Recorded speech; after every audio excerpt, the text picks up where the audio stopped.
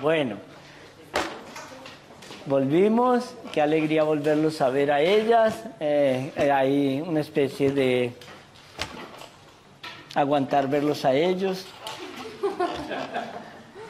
Nada, solo queríamos decirle que no los extrañamos ni 5. Yo no voy a mentir ahorita que va a empezar una misa. Yo solamente decía, rezo por ese grupo, espérate, un grupo que se reúne en una iglesia al sur de Miami. El Señor sabe cuáles eran. Nada, una experiencia muy bonita, que yo creo que vamos a tener que empezar a hacer todos. Este señor, que se llama Guy Murphy, se escribe Guy, ¿cierto? Porque yo allá en Pietrelcina, creo que fue, ¿cómo se escribe el nombre de su guía? Y puse Guy. Entonces, sí. Bueno, ellos entenderán que se pronuncia gay. Sí, pero bueno, fue una experiencia muy bonita. Creo que necesitamos vacaciones para descansar de eso, ¿no? Entonces, nada, estábamos muy contentos porque si a uno le fueran a decir cuál es la gran conclusión de este viaje, yo diría es entender que la felicidad solo se alcanza en la divina voluntad. Cuando yo como hombre quiero poner mi voluntad por encima de la de Dios, siempre voy a estar infeliz, siempre. Había un padre de la iglesia que le llamaban el Areopagita, que un día lo mandaron a buscar como el secreto de la felicidad. Y él se fue a hablar con un mendigo. Le dijeron, ve a tal parte y habla con ese mendigo. Y el mendigo lo veía él con una sonrisa. Estaba lleno de úlceras y llagas y todo esto. Y le preguntaban que por qué él siempre sonreía y estaba contento. Y él decía, porque yo no conozco algo que me haya permitido vivir el Señor, con lo cual yo no esté feliz. Y decía, porque yo no tengo salud, pero el Señor sabe que si me hubiera dado toda la salud del mundo, yo estaría en el camino del pecado. Entonces estoy feliz porque no lo tengo. Yo no tengo dinero, pero estoy seguro que si el Señor me hubiese dado dinero, yo seguro que caía, porque yo he empezado a conocerme. Yo no tengo belleza, ni tengo presencia, porque estoy seguro que eso habría facilitado mi caída en el pecado. Pero estoy también seguro que por mucho que yo crea que estoy sufriendo, nada es comparado contra la alegría eterna. Nada. Y cuando le decían a él, ¿por qué estaba tan seguro de eso? Dice, porque, mire, el Señor cuando iba a ser crucificado, le dijo a su Padre, Padre, aparta de mí esta copa, pero hágase tu voluntad. O sea, no es que uno esté buscando el dolor, buscando el sufrimiento, buscando que te den en la cabeza. No, es que si el Señor lo manda, entonces hay que aceptarlo. No quiere decir que si te da una enfermedad no tienes que tomar las drogas para curarte, o sino que le pregunten a Ana Yancy, que es nuestra farmacia ambulante en todos los viajes. Entonces, perdón.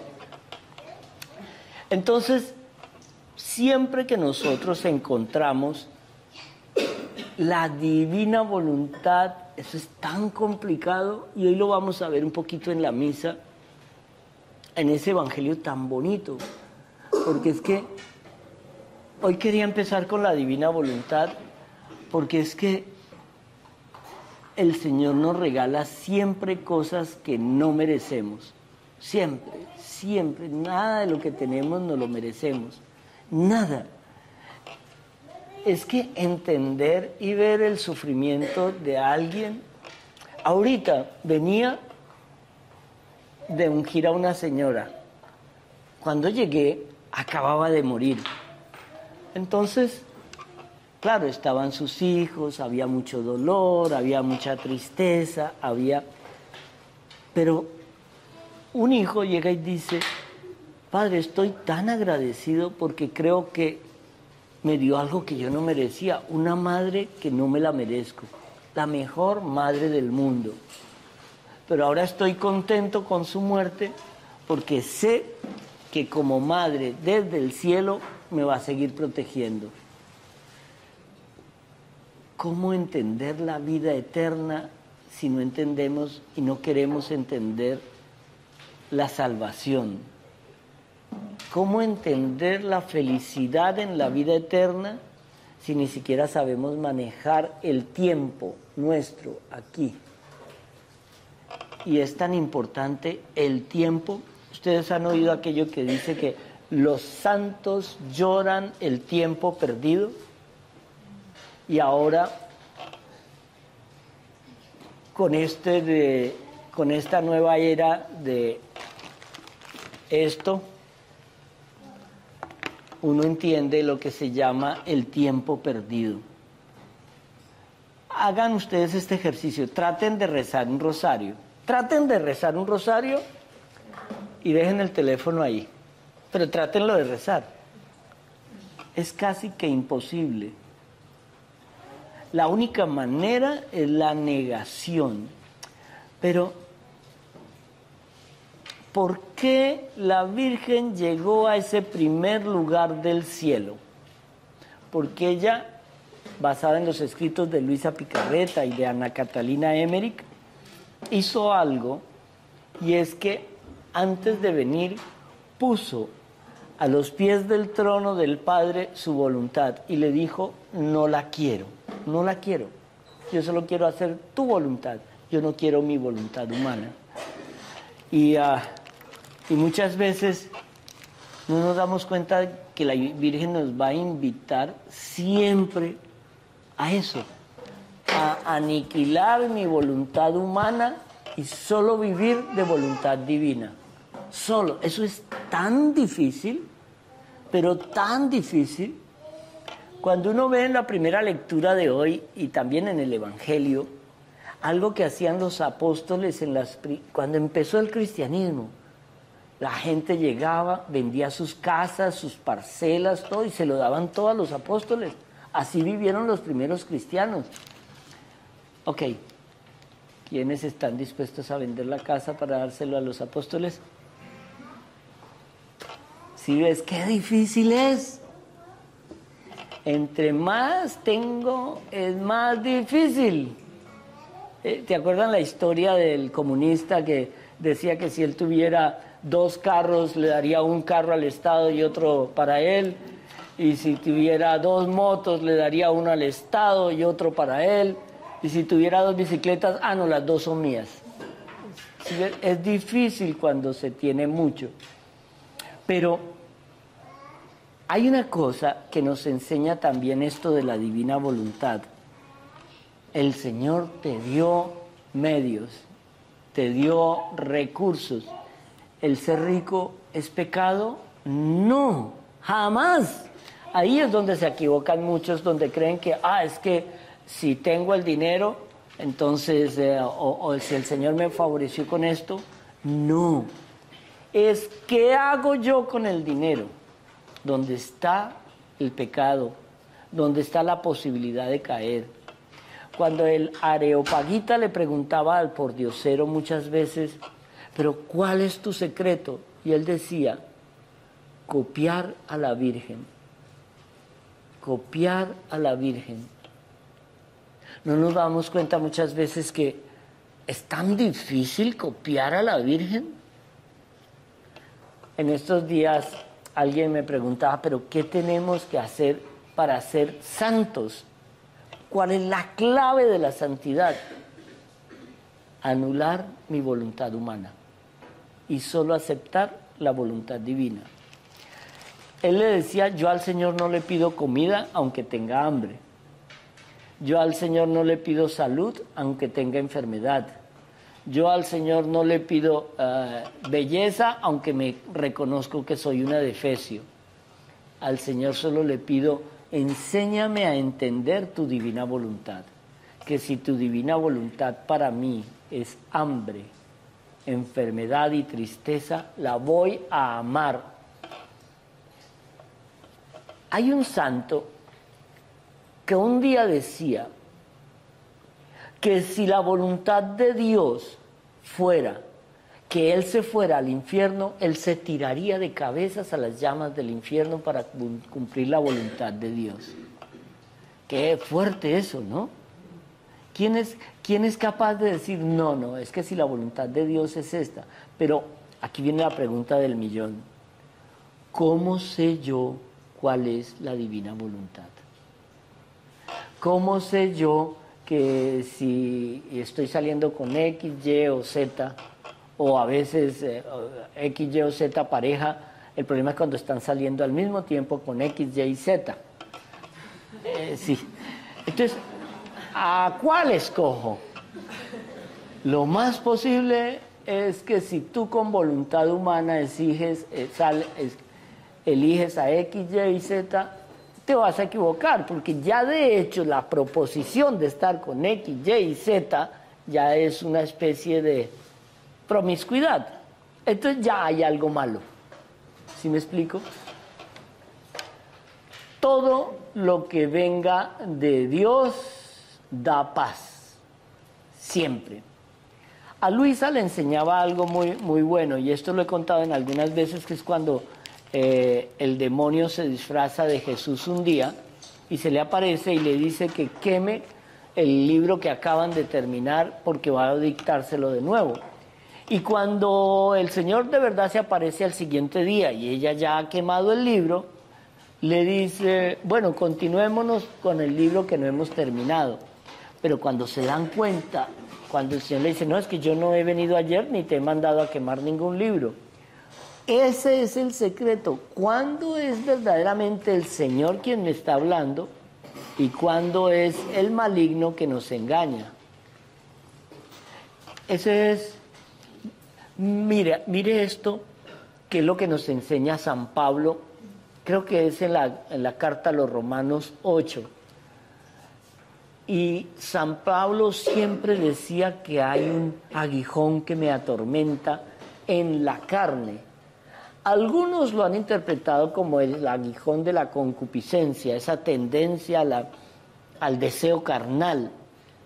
Hay muchas interpretaciones, pero esto nos lleva a nosotros a decir, bendita tentación que me pone las pruebas para merecerme la salvación de Cristo. Bendita tentación. ¿Y por qué bendita? Dice, porque si yo no tengo tentación, no tengo lucha. Si yo no tengo lucha, no tengo victoria. Si yo no tengo victoria, no tengo vida eterna. Es la tentación, ese aguijón que nos atormenta, con lo que tenemos que luchar cada día, cada día. Hay cositas como, aprendí tanto en este viaje confesando a personas de 80, 85 años, pero aprendí tanto porque uno con los años disculpa el pecado y ya no es pecado. Uno con los años, por ejemplo, si alguien viene y dice, no, yo creo que antes era glotona, pero ya eso se me ha disipado y la señora es así. No, es que ya te acostumbraste a ese pecado. Entonces, cuando tú te acostumbras a ese pecado, entonces ya le pierdes el miedo a la condenación. Mire, el cardenal Cantalamessa decía en la homilía del Viernes Santo algo espectacular, espectacular. No te montes en el bote de los salvados, porque cuando yo creo que estoy en el bote de los salvados ya me estoy hundiendo. Qué fuerte, ¿no? Porque muchas veces, por el hecho de ir a la misa o confesarnos o hacer un rosario o esto, ya nos automontamos en el bote de los salvados. Pero hay una cosa que la voy a explicar aquí que es muy linda. Son esos 3 pasos fundamentales para saber en dónde estoy en la escala de valores del Señor. ¿Han oído hablar de eso de la iluminación de conciencia? Bueno, eso va a ser una revelación. Los santos llegan a la iluminación de conciencia casi que como un regalo, un don divino. Pero hay muchos santos que no tienen ese regalo o esa consolación. A Santa Teresa de Calcuta le llegó como una semana antes de morir. ¿Tú te imaginas Teresa de Calcuta, todo lo que hizo, todo lo que ayudó, besando leprosos las llagas, todo, y que nunca haya tenido consolación? Hay una cosa que nos enseña también el Areopagita, y decía: no sueñes con milagros de Dios, no pidas apariciones del Señor, porque es más meritorio llegar al amor de Dios por la fe y no por la convicción de haber visto. Entonces, este hombre nos lleva a nosotros a entender qué es lo que va a empezar ahorita en esta Pascua para nosotros. Ya hemos vivido la Cuaresma, ya pasamos la Semana Santa. Ahora, ¿qué viene para nosotros en la Pascua? Y cuando el cardenal Cantalamessa decía: no te montes en la barca de los salvados porque apenas estás llegando a coger quizá un salvavidas y la barca está muy lejos.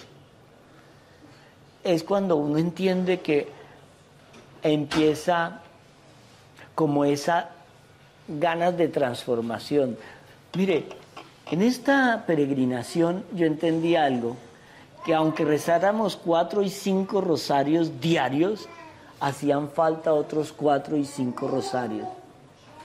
Pero el Areopagita nos decía siempre, en sus sabios consejos, es: cuando tengas pereza de rezar, reza más. Porque muchas veces, aunque uno no quiera, va construyendo. Es como si al albañil que está construyendo una gran torre le dijeran que él disfruta poner cada ladrillo y untar el cemento. No. Hay veces que está con dolor de cabeza y él echa el cemento y pone el ladrillo, y echa el cemento y pone el ladrillo. Y si le preguntan a ese mismo albañil: ¿usted se acuerda cuando puso este ladrillo en el piso 20? Ni idea. Pero la torre está terminada. Y cuando la torre está terminada, él va a sentir el placer de haber hecho algo. Y yo creo que esta Pascua nos debe servir a nosotros para algo bien lindo. Y es para ser ese albañil que va a construir una torre para evangelizar. Cada uno de nosotros que está hoy aquí reunido, si no evangeliza, no vuelva. ¿Para qué va a perder el tiempo?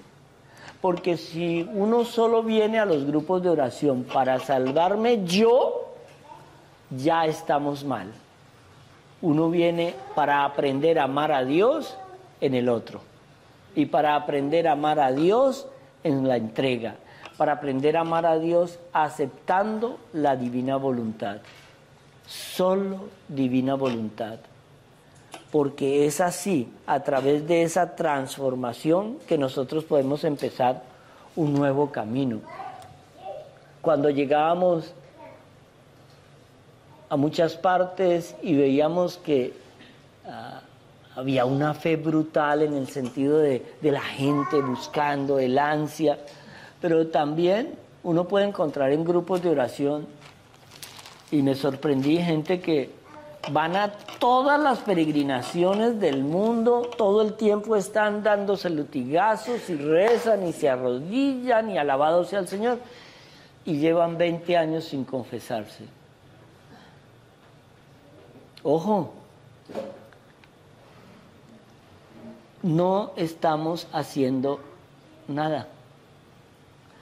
Porque no es el Señor nos lo recuerda, no todo el que me llame Señor, Señor será salvo, sino aquel que haga mi divina voluntad. Esa es la clave. Y la divina voluntad del Señor son los sacramentos para poder cumplir los mandamientos. Y yo creo que a partir de hoy queremos empezar con esto. Y yo quiero oír preguntas de usted, de todo esto que te estoy diciendo, porque yo abrí un abanico para empezar de ahora en adelante a cerrar el abanico, pero siempre vamos a irnos descubriendo como caminos para cómo hacer la divina voluntad del Padre. Eso es todo lo que queremos hacer. Si hay alguna pregunta. Usted dijo que había que hacer la divina voluntad, Ajá. pero también después dijo que cómo saber cuál es la divina voluntad, Ajá. pero también después dijo que todo lo que viene de Dios da paz. Sí. Pero también después dijo que la persona que había mandado quemar el libro, a ella le dio paz, por eso lo quemó. No. Cuando ella cuenta la historia, ella sintió angustia. Y decía, pero Señor, yo quiero obedecerte, pero vamos a quemar lo que hemos trabajado durante meses. Y es lo que el Señor nos enseña a Él. Si hay determinaciones o hay soluciones o alternativas que tomemos en la vida. Si no te da paz, no es de Dios. Y ella sintió angustia y como tristeza de un trabajo que había hecho con el Señor y que no tenía sentido quemarlo. Pero por eso en las revelaciones a ella el Señor le dice, vas a aprender a saber cuándo algo viene de mí, cuando sientas siempre paz ante lo malo y ante lo bueno. Siempre paz. Si no hay paz, no es mío. Entonces, entender que nosotros muchas veces tomamos decisiones basados en nuestra voluntad humana y le damos el título de voluntad divina. ¿Para qué? Es que nosotros somos felices cuando mi voluntad humana parece que coincide con la divina, pero sabemos que está mal. O sea, en estos días veíamos un chiste de una chica que estaba saliendo con un hombre casado. Y entonces, ¿cómo era el asunto de la chica diciéndole, yo quiero hacer las cosas a la derecha, pero es que ponle más intensidad en las peleas con tu esposa? ¿Era algo así? No, era un meme que decía, seguro, amiga, seguro tu esposo se está intentando divorciar en este momento, pero no ha tenido la última pelea final. Flaca, por favor, sigue peleando para que ese esposo sea... Sí, parece un juego. Pero de verdad el Señor quiere que hagamos las cosas mal. No. Y entonces, ahí es cuando uno entiende, el Señor te enseña en esa intuición. Mire, Luisa también define algo bien bonito. Decía algo muy, muy bueno, y lo dice también en uno de sus libros, tanto Edith Stein como Santa Gertrudis de Helfta. La mujer anula cuando su ángel de la guarda le habla, cuando ese sexto sentido que dicen tener las mujeres o su intuición le dice no lo haga, pero ella lo hace porque es su capricho. Es anular esa conexión entre mi ángel de la guarda, porque es que mi voluntad es esta, porque es que yo lo que deseo es esto, porque mi intención es suplir mi concupiscencia, pero el Señor no se va a dar cuenta, es un pecadito de una vez, yo luego me confieso. No. Una pregunta, ¿cómo poner un ejemplo en el día a día pareciera sencillo, pero de evangelizar? Porque a veces caemos en la confusión de que evangelizar es hablar de lo que a lo mejor otro no sabe, que yo sé un poquito más. Entonces, ¿cómo sería un ejemplo claro de en este día, yo al salir de aquí, cuando se acabe la misa, el rosario, ¿Cómo puedo evangelizar a alguien? Mira, es algo que yo lo hago naturalmente, no sé si es mi manera de ser o algo así, pero por ejemplo, yo voy al supermercado y en el supermercado me encuentro una niña que tiene el ojito y yo siempre le hago 2 bromas, no sé qué, el ojito, y le explico algo del ojito, mira, eso no es de Dios, pero claro, si lo quieres seguir teniendo no pasa nada. O por ejemplo hay amigas que son muy tercas en su... Eso es mentira, usted le dice aceitico de coco, no diga mentira. Sí. Pero hay amigas que por ejemplo no quieren seguir un consejo, pero entonces yo les digo, no gaste más en cirugías estéticas, no gaste más en eso. ¿Pero por qué? Dice, porque es que todo eso se le va a quemar en el infierno. Entonces esa plática es perdida y uno lo hace jugando, pero queda algo. Por ejemplo, a mí me encantan, hay un restaurante en Merrick Park que se llama, bueno, se me olvida el nombre, ¿cómo es que se llama el del Merrick Park? ¿El italiano? Villaggio. Entonces, a mí me encanta ir allá. Y hay un detalle bien bonito.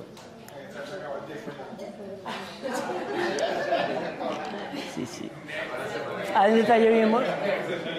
Una vez, hace un tiempo, llegó una chica nicaragüense, embarazada, con todo a atendernos, no sé qué. Y yo le empecé a hacer bromas. Entonces ella le digo yo, ¿y cómo vas a llamar al niño? Pepito. Y yo le decía, ay, bautízalo tan pronto nazca. Ay, es que yo no creo en eso. No es porque usted crea, es para que se salve el niño, usted ya está jodida. Y uno le dice eso brusco. Y dice, ¿por qué me dice a mí eso? Y dice, pero es que miro esto que tiene el hilito de la Kabbalah. ¿Y tú de qué religión eres? Bueno, yo era católica, pero no, ahorres el pero, no me explique nada. El niño bautícelo para que él sí se pueda salvar. Aunque usted ya no hay nada que hacer, pero el niño sí. Y entonces yo empecé a entablar como esa negociación con ella, yo iba a comerla. Ella terminó bautizando a su niño. Y luego la lucha era para que se casara. Ella se terminó casando. Y ahora yo llego allá y entonces ya el manager me pide la bendición y la otra mesera. ¿Sí me explico? Es una manera de evangelizar con el humor también, porque claro, a algunas personas les parecerá un poco rudo la manera en que lo hago. Pero...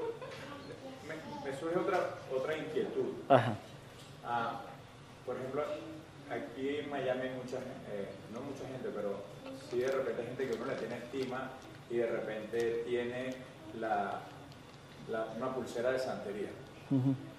Quizás no es la más, y uno le hace las preguntas y te dice, no, yo soy católico, o no, es que yo... Mi pregunta es, ¿uno tiene que apartarse de esa gente o la razón por la cual Dios me puso ahí fue por algo? Sí, no.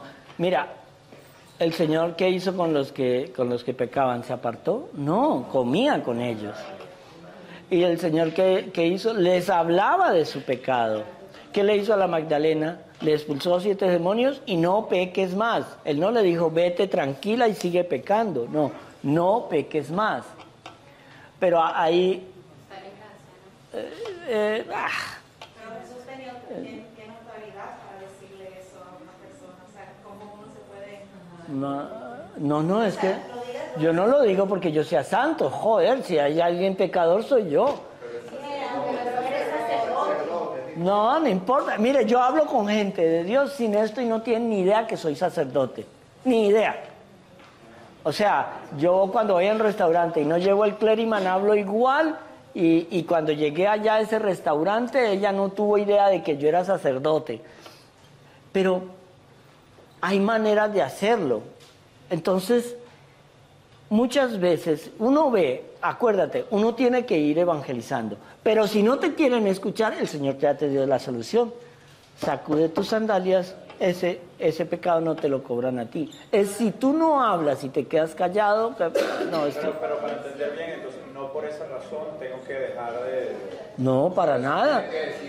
Yo tengo muchas amigas que son y viven en relación lesbiana. Yo tengo otras que practican yoga y todas las ciencias estas esotéricas del mundo, pero son mis amigas.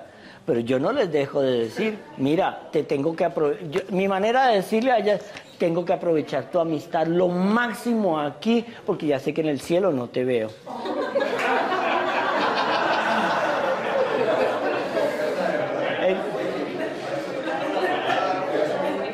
Pero esa es la idea.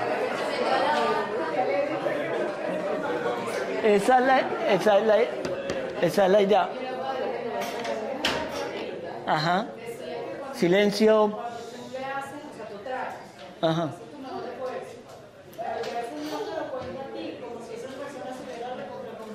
Sí, aunque no se convierta. Sí, pero a ti eso es un puntico que se te... Lo aprecia tanto. Ajá. O sea, es como ese soldadito de él, o esa, como lo describía Santa Biblia, era como esa abejita de ese panal, pues que tú estás tratando y te está dando un poquito de miel, pero si no lo recibes, pues el Señor te aprecia a ti como... Mira esto. Estábamos en la iglesia de San Francisco de Asís. Y estábamos en tú sabes que son 3 iglesias, la de abajo donde está el cuerpo, la otra y la última que es la Basílica Grande. Y estábamos haciendo la misa del domingo con unos sacerdotes que venían de Irlanda y de muchas partes. Entonces cuando terminó la misa, muy bonita, todos allá, una transfiguración de amor, todo perfecto. Entonces le digo yo a uno de los sacerdotes irlandeses, el más viejo, le digo yo, oh padre, fue un placer conocerlo. No creo que nos volvamos a ver en esta tierra, pero espero poder compartir con usted cuando estemos allá en el cielo. Y me dice él, ¿y cómo estás tú seguro de que vas a entrar al cielo? Tengo la misma seguridad que usted tiene de entrar al cielo.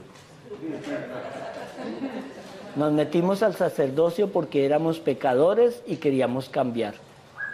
Y sabíamos que si transformábamos, el Señor nos apuntaba ese puntico. Yo no evangelizo porque yo me crea que soy un iluminado. Cuando yo hablo, evangelizo o preparo una charla, yo me la digo a mí. Porque es a mí la primera persona que tengo que ser transformada. Cuando me pongo a investigar una homilía, la homilía es para mí. ¡Silencio!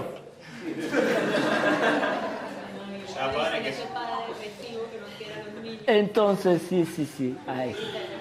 No, este padre sí quiere a los niños lejos. No.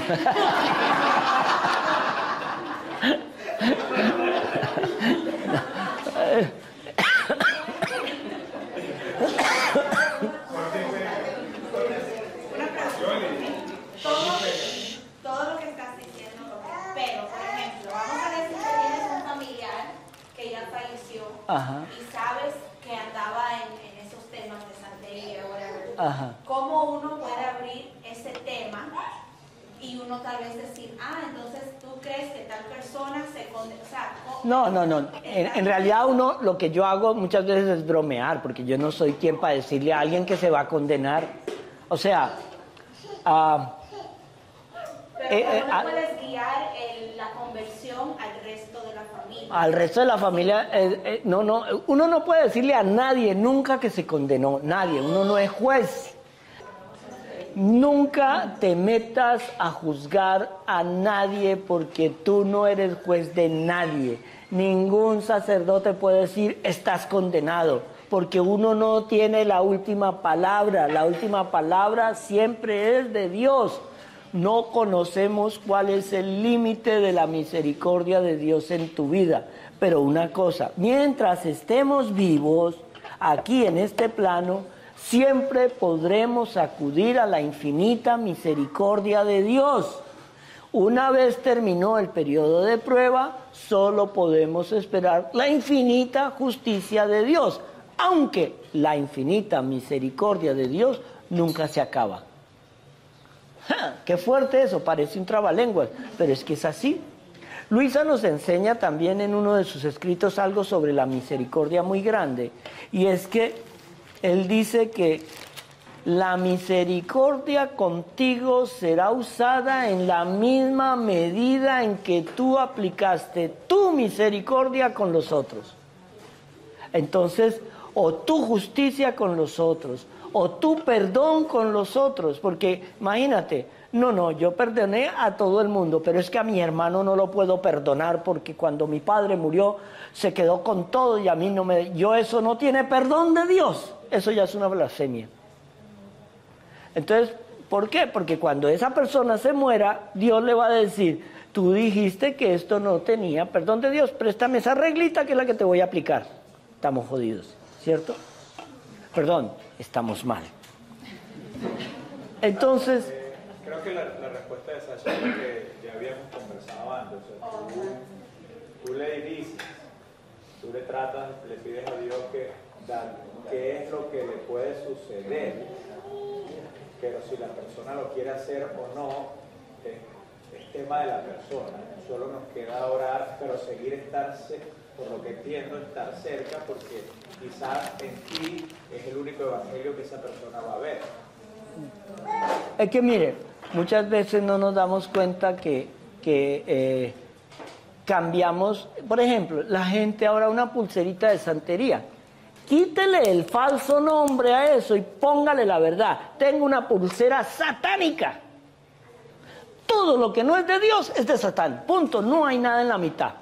Entonces, dígale, ay no, es que es santería, es que yo fui donde la bruja y tiene al divino niño atrás y a la Virgen. El demonio también es profesional. Él sabe venderse. Y él utiliza las cosas de Dios para venderse. Se sabe la Biblia de memoria para venderse, pero el problema es que tú no te la sabes ni siquiera, no has leído ni la tapa. Entonces, ¿cómo te defiendes? Dime. Podríamos decir que Perdón. en el episodio donde Ruth, en el libro del Antiguo Testamento, que Noemí, han leído el libro de Ruth, Noemí quiere que ella regrese a su pueblo, a los moabitas. Ajá. Y ella la contraría y se va al pueblo de Dios, sigue al Señor. Sí. Entonces, en ese momento, ella está haciendo una cosa contra lo que le están ordenando y lo salió bien. Esa era la divina voluntad. A lo mejor ese es el... Acuérdate de esto siempre, siempre. Que esto es la clave, una clave de divina voluntad. Dios utiliza todo lo malo y lo bueno que hace para convertirte y llevarte a Él. Todo lo malo que te pase o las decisiones terribles que tomes, siempre el Señor las va a utilizar para tu propia salvación. Salvación, no felicidad. Ojo, son dos cosas diferentes. El demonio coge todo lo malo y lo bueno para tu condenación. Entonces, ¿qué hizo Judith? ¿Qué hizo Ruth? ¿Cuál fue la determinación de Judith? Es como ese árbol que se abre en infinitas ramas. Tienes el camino A y el camino B.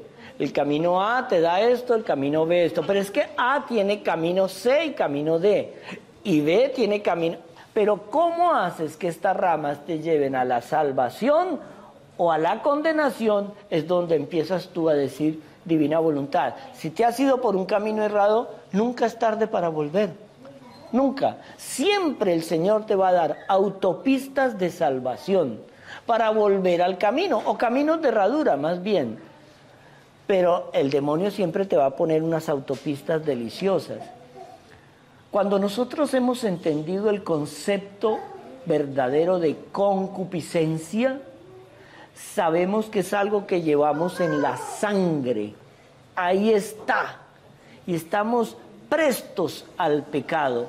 Mire, Adán, que eso es parte de lo del evangelio de hoy. Adán, el pecado de Adán es que se escondió cuando pecó.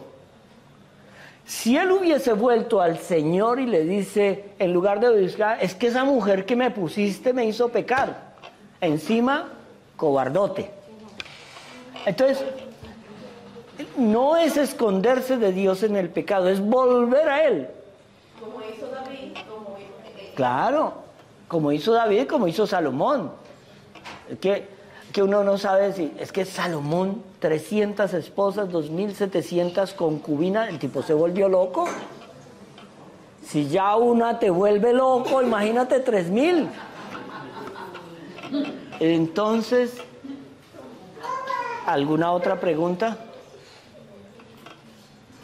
Bueno, terminamos esta charla con una bendición y pidiéndole al Señor que nos enseñe a conocer su divina voluntad en nuestras vidas, porque eso es durísimo de saber.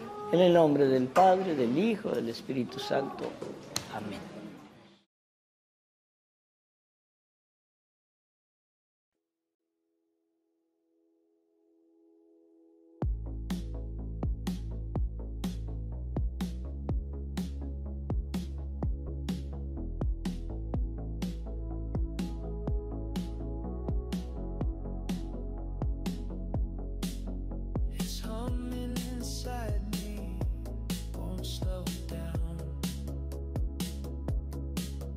Softer than fear, like a wave without sound. Let it break, says the silence in my chest. Let it move through you, don't resist the rest. I've been chasing stillness